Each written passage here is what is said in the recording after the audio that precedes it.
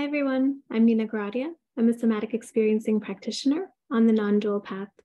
Today, I want to focus on coming out of the chronic freeze response, and I'm going to explain this using principles from somatic experiencing as well as principles from the non-dual path, the way that my teacher has taught me. So I'm going to reconcile these two because they're completely in line with each other. They're just using different words, different paradigms, but the way that the body and the mind and the nervous system work, it's just describing the same thing in different ways.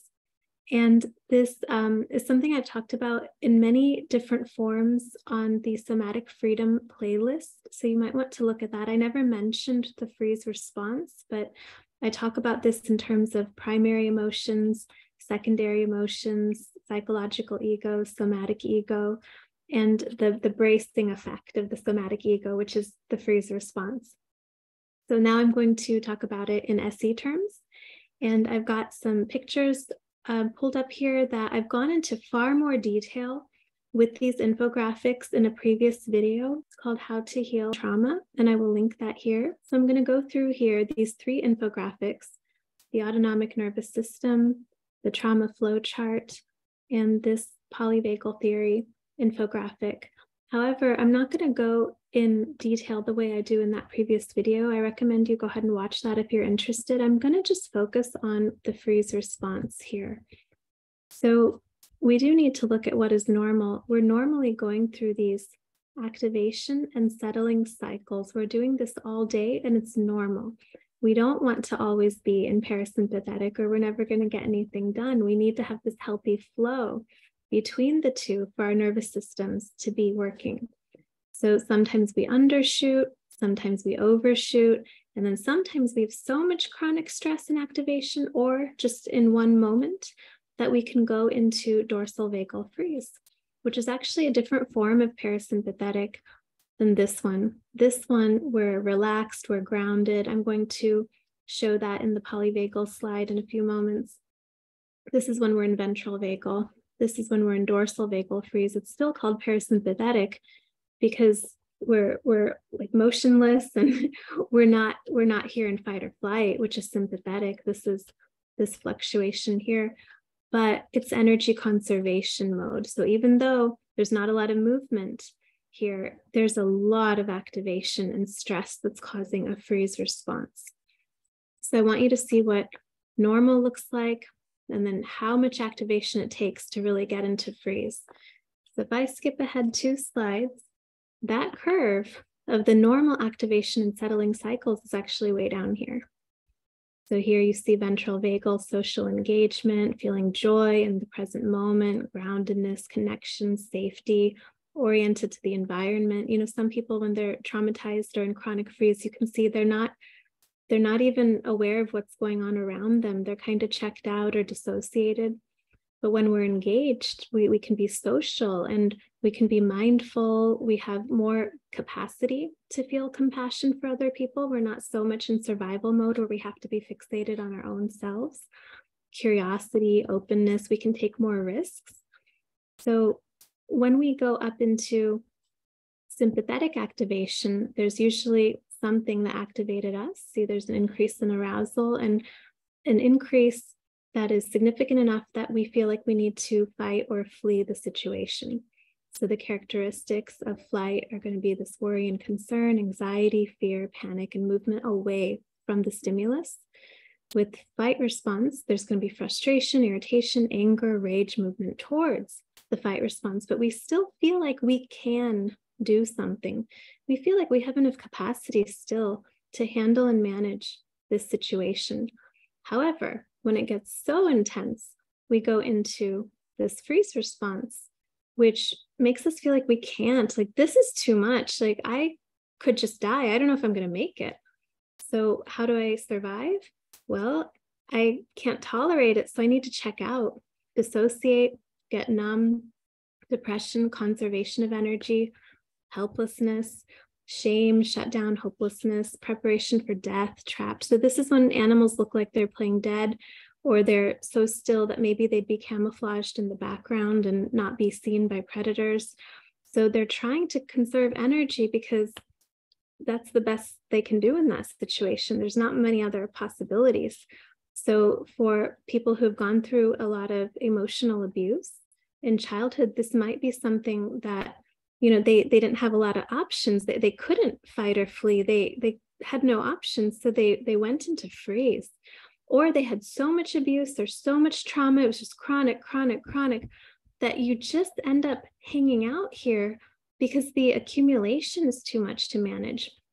So I want you to look at this line right here. This is our baseline level of activation. This is where we're hovering around our activation and settling cycles. However, the more trauma we go through, this line actually raises up and it can become very high. You may have seen some people, you can go behind them and put 2 fingers on their waist and they'll jump really easy. They have a very high startle response. And so what happens here is that the more that you can, that this line goes up, we have a smaller and smaller amount of room that we can buffer. Our activation level is just higher. And so we can go into fight or flight easier, and we can go into freeze a lot easier. I've worked with many people where this buffer is so small that we can't even work on any large traumas. We have to just work on small traumas because there's a little bit of activation. We got to, it's okay if we go into freeze, we just come out of freeze. It's not going to harm them when we're doing it, without it being a trauma. We're doing it mindfully. We're trying to titrate as much as we can, but inevitably it'll come up. But you have to learn how to not be afraid of freeze. So it's not that we should never go into freeze. We just don't want to develop reactions to the freeze. We want to be able to manage freeze and ride the waves that come up with these fight or flight and freeze responses. So when this threshold, this line becomes very high, this baseline level of activation, we just work with little things and we release them, and we're pulling the charge out of here. And then we're going to get that line to come down. The more that we do that, we can become more resilient. So keep in mind that coming out of freeze can take a long time for some people. It depends on how much trauma you've gone through and then how much you're able to, release it in titrated, incremented ways. And so this is a process. Be patient with yourself, be gentle with yourself. You might need facilitation, but these are some principles I'm sharing that you can do on your own, and do as much of it as you can on your own. Because even if you have facilitation, what is happening 99% of the time is when you're living your life, not when you're in your session with your SCP. So do all this to keep furthering the resiliency of your nervous system. And then if you do need help and facilitation for your individualized situation, you can reach out for that, because there's always more capacity when there's 2 people holding space for you and if one is trained. But this is really important to know that it's an individualized process for everyone with freeze, because we all have our own individualized conditioning and traumas. So we want to gently detangle them. So on this chart, in the trauma flow chart, I want you to see that, in general, so I go through a lot more detail in that previous video that I had referenced, but in general, when I have thoughts or story and assumptions that I believe, only when I believe them are they going to create emotions in the moment. And then these emotions are not even a problem, but if I fear them, dislike them, resist them, suppress them, that's what causes them to get stored in the body as saved holding patterns. And so this can look like muscle tension, facial tension, chronic pain, PTSD in general. So this kind of becomes, our quote baggage, the stuff that we're carrying around with us. And that is what informs and creates these thoughts that then loop back up. So if I was abandoned, the thoughts I might have might be like, oh, are they going to leave me? Like, do they like me? But if I was mugged, then I might have thoughts of like, oh, is that a safe person? Am I in a safe place? And so it really depends on what we're carrying that is informing our experience. And then these here are 5 hacks for hacking this trauma cycle, because you can see how reinforced it is. And again, I go through those in details in the other video. But for the freeze response, I just want you to see how emotions get stored and saved in the body. It's from this resistance, this fear of the emotions, the suppression. And the more that gets built up here, the more baggage I'm carrying in my body. And that is going to accumulate. And that is what's going to cause that buildup that gets stored here. And then, put so much charge up that I go into the freeze response. So notice down here, this is a lot of muscle guarding, facial tension. This is an armoring up. This is what happens in freeze. We are armoring or bracing the body to not feel an emotion. We do this when we don't have the capacity to feel an emotion through or enough resources. This includes a felt sense of safety, support, co-regulation with a caregiver when we're young, knowledge of what to do, enough time to process it. So in trauma, there was a lot of stimulation thrown at our bodies and not enough of these resources to meet it and process it. So we have to suppress our emotions to survive that moment. When we suppress, it gets stored, and this is to be processed later. This can also happen if we were blocked in releasing our feelings, if we weren't allowed to be ourselves and express normally, if there was emotional abuse, if a feeling was considered socially unacceptable, and if we're afraid of our emotions, or if we can't fight or flee a situation, as I mentioned before. So we often shut down and dissociate to survive. So first you want to start noticing when you're armoring up or bracing your body. So notice when you do this, exactly where you're doing this in your body, and start noticing what your triggers are in general. So next, you want to see if you can relax your body and this bracing gently. So some of it can just be a habit, and you are deconditioning this habit by bringing your awareness to it and then changing it. And so we're not trying to reprogram something, we're deprogramming. We're just trying to relax out of it back to neutral. We're not trying to move in a different new way. We want to get into our authentic reaction to something. So make sure you're just undoing what the habit was that was trying to avoid feeling. So this bracing occurred in the first place for a reason, though. So when we do relax, we have to then feel the emotion we were guarding up against when we felt threatened. In order to do this, we need to feel some sense of safety. There are many ways we can do this. We can remind ourselves that the threat is over and that, really let that land, okay? That our current environment is now safe, even if it doesn't feel that way in the body. So the body's not going to feel safe because it's still holding the stuff from the threat in the past. So you have to kind of reconcile. That's when you use your awareness and your presence and you see, okay, my current environment is okay. So it's just the body feeling this way, and this is how I was feeling when this threat happened. It's not a real-time threat now. So we realize this is how we felt in the past environment, and it's coming up now to be processed. We can also do some resourcing exercises to feel the container of our body and expand our capacity for tolerating uncomfortable emotions. I'll link a resourcing video here, and please read the pinned comment in that video because some of it got cut off. So I've listed a few of the resources there that got cut off. And I also want you to check out the earthing video on this channel because it has some more resourcing information. So we need to resource. So we are bringing more resources to the trauma than when we left. So we want to make sure that we don't get pulled into the trauma vortex, because that's what happened when the trauma happened and we had to kind of suppress all that to get out of there.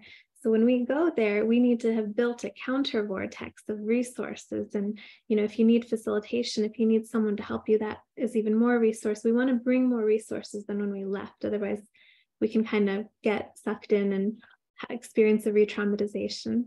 Nothing you can't heal from, though.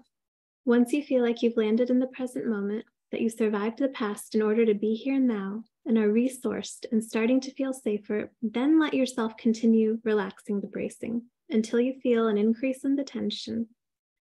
So the reason we want to do it this way is because, say like I'm tightening my jaw, and so I'm going to relax it, but then it starts to bounce back with a little bit of tension. Well, that's because if I relax that all the way, maybe I'm going to be flooded with a huge amount of energy that was suppressed under. So I can release this incrementally by relaxing it a bit and then seeing what energy comes off of me and then closing again and then relaxing. So you can do this back and forth with movement, and it depends where you're tensing in your body. So it could be the jaw, it could be the shoulders, it could be the stomach, tightening, bracing, it could be the limbs. You can see if you can wiggle some fingers, wiggle some toes. Try to move gently, but you're titrating here. You're doing just a little at a time. And then observe what energy is coming off of you. Observe what sensations are arising in your body. So take this slowly and feel the sensations that arise all the way through. They may be very intense and uncomfortable due to the fight or flee energy that was trapped underneath the freeze response. So remember, if we're in freeze here and we're trying to come out of this through relaxing the bracing, see, here's the deactivation. As I'm trying to come out of this, I'm gonna go into fight or flight before I'm gonna come down here into relaxation. And I have to feel all of these energies. These are the energies that got trapped underneath this freeze response. So I'm gonna have to feel them and then allow them to move through me and deactivate. And then I'm going to be able to come down here and start going into this normal activation and settling cycle and have normal nervous system regulations. So this energy will release if we can allow it, welcome it, give it permission to be here in our body while being present and trying our best not to dissociate or check out, right? Because dissociation is up here. So if I'm going to go up here, I'm going back into freeze. And this is difficult. So as much as you can stay with your experience, allow your experience, not resist your experience, not suppress your experience, right? If I suppress it, it's going to go right back down. And of course, if something's too much for me, it's okay. You can suppress it. That we're doing that intelligently. The body does that intelligently when it's too much to handle. If you haven't gotten enough sleep last night, you haven't eaten a good meal, don't do this work right now. Wait till you're as resourced as possible. You're in the best position to get some sort of release because you're able to hold a lot more. You have greater capacity to hold these emotions. So this does take courage as well as resources. It does take energy in the moment to release emotions, but it takes more energy over time to chronically push these emotions down. That's what many of us have been doing our whole lives, and that drains our energy, whether we're aware of it or not consciously. So we may think it's going to be so awful, but that's actually an illusion. We're often afraid of what we think the emotions will feel like more than what they actually feel like. Now, of course, if something, that I can't account for here individually with you is arising and this is not safe, obviously, then you can stop, take care of yourself. You can distract yourself, go into your sensory perceptions. You can go into intellect even if you have to. You can watch TV if you have to. You can do anything to distract yourself intelligently, strategically, to take care of yourself, to then come back to it when you have more resources, maybe when you have support. But the point is to try not to be afraid of these feelings or even the freeze response. Because when we're afraid of freeze, what happens is that we increase our activation even more. This fear increases our stress and activation. And look what it does. It keeps amping us up and taking us back into freeze. It's really hard to get out of freeze if you're afraid of the freeze response. So when I work with people, I normalize it as much as I can. Oh, freeze, that's happened to me so many times. It's totally normal. I've come out of it all those times. And then people start realizing, oh, okay, so this isn't a big deal. Like, this is normal. And then you just start observing it. Be present.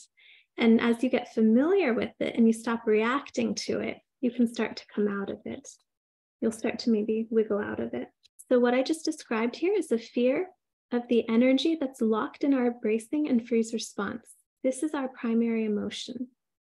When we're afraid of them, the mind resists them and pushes them down, as in this previous slide. And then we will likely go back into this automatic bracing up to stop feeling the emotion.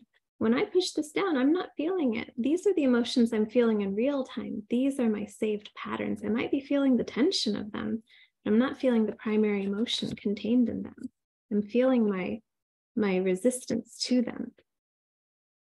So I talk about this in terms of primary emotions trying to come up, but the somatic ego contracts to block them in several videos in the Somatic Freedom playlist. Now I'm going to link that right here. These videos are made in a non-dual paradigm, which is completely in line with somatic experiencing. However, somatic ego and psychological ego are not SE terms, but terms from my non-dual teacher. So I think you'll find these terms useful though. In these videos, I discuss how primary sensations arise when they are feeling safe. We need to relax the secondary reactionary response of the somatic ego as well as sever the somatic ego from the psychological ego to be free of traumas and attachments. And you can often think of those as the same thing in this non-dual paradigm, and that playlist will explain that in more detail.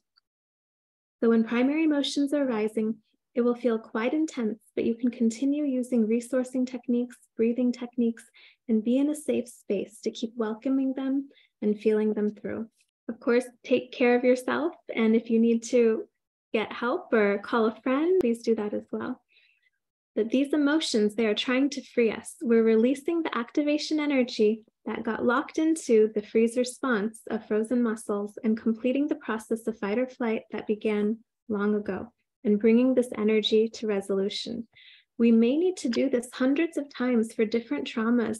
Don't worry, it's not that many for everyone. Some people have to do it a lot, and then some people don't have to do it this often, but we need to do it for different traumas. And it is the process, but with every freeze response you come out of, you are pulling more stored charge out of your system, and that's going to bring this baseline activation level lower and lower and lower the more that you're deactivating here. And the more we do that, the nervous system becomes more regulated.